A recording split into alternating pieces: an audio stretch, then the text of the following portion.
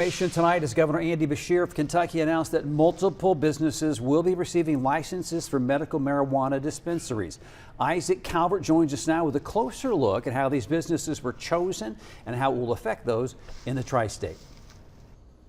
Well, Randy, 36 Kentucky businesses were awarded a license to open a medical marijuana dispensary in their respective regions during Kentucky Governor Andy Beshear's Team Kentucky update earlier this afternoon.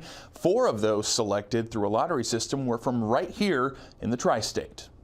Out of 11 regions in the Commonwealth, 9 of them each received 4 cannabis dispensary licenses. Here in the tri-state, 2 businesses in Henderson County and 2 in Davis County were selected. However, only 1 license is allowed in each of these counties. This means other counties in the region could house a dispensary should one of the awarded businesses have to relocate. Where they wind up siting, I would think it would make sense just from an economic standpoint to be as close to the county line as you can get. This means other counties in the region could house a dispensary should one of the awarded businesses relocate.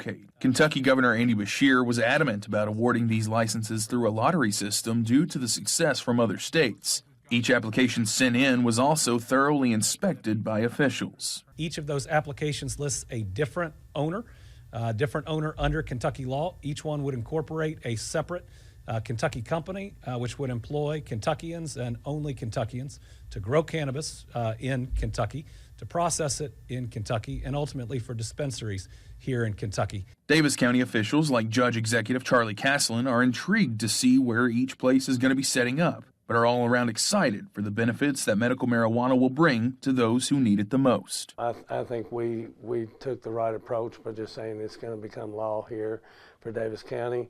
I think most of us know someone who's battling cancer, and cancer is one of the allowable uses that where hopefully those individuals will be able to get some benefit.